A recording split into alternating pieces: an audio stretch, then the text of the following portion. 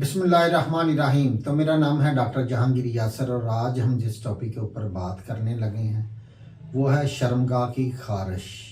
اس کے اوپر بات کریں گے، اس کی وجوہات کے اوپر بات کریں گے، اور آپ کو کچھ ہومیوپیتھک میڈیسنز بتائیں گے جس کے استعمال سے جو شرمگاہ کی خارش کا مسئلہ بالکل ٹھیک ہو جائے گا۔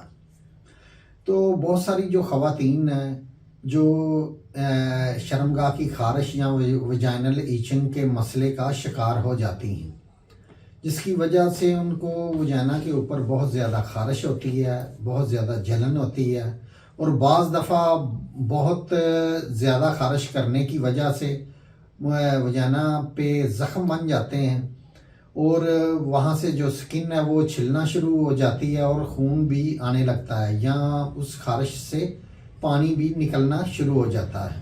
اور بعض دفعہ یہ خارش ان کو ہر وقت ہوتی ہے، رات کو سوتے وقت ان کو بہت زیادہ خارش ہوتی ہے، جس کی وجہ سے وہ اچھی طرح سے سو نہیں پاتی، یعنی کہ اتنی شدید خارش ہوتی ہے کہ وہ نیند بھی اڑا دیتی ہے۔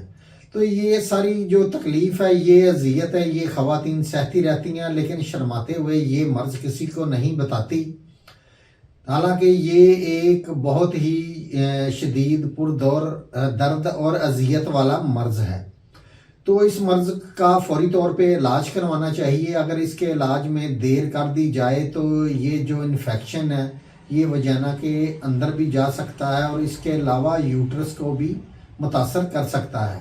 پھر اس کے بعد جو ہے یہ UTI انفیکشن، پیلوک میں درد، تو ایسے مسائل بھی سامنے آنا شروع ہو جاتے ہیں۔ تو جو شرمگاہ کی خارش ہونے کی چند ایک وجوہات ہے وہ میں آپ کے ساتھ شیئر کرتا ہوں۔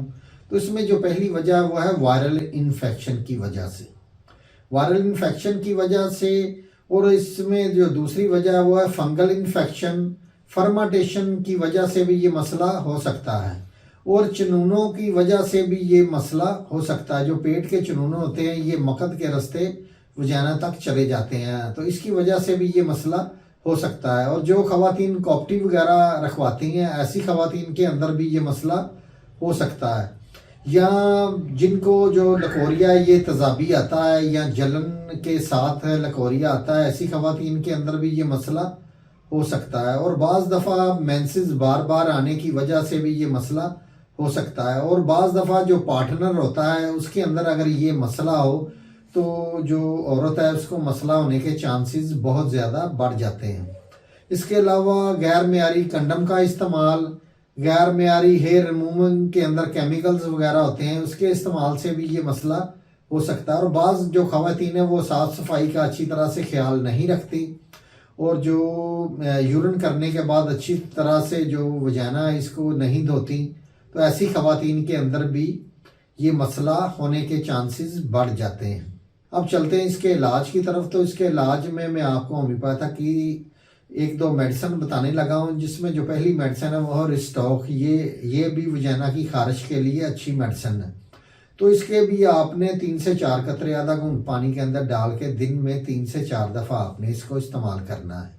تو اس میں جو دوسری میڈیسن ہے وہ ہے مرکسول۔ مرکسول اگر رات کو خارش زیادہ ہوتی ہے تو پھر آپ نے مرکسال کے 3 سے 4 قطرے آدھا گھونٹ پانی کے اندر ڈال کے دن میں 3 سے 4 دفعہ آپ نے اس کو استعمال کرنا ہے۔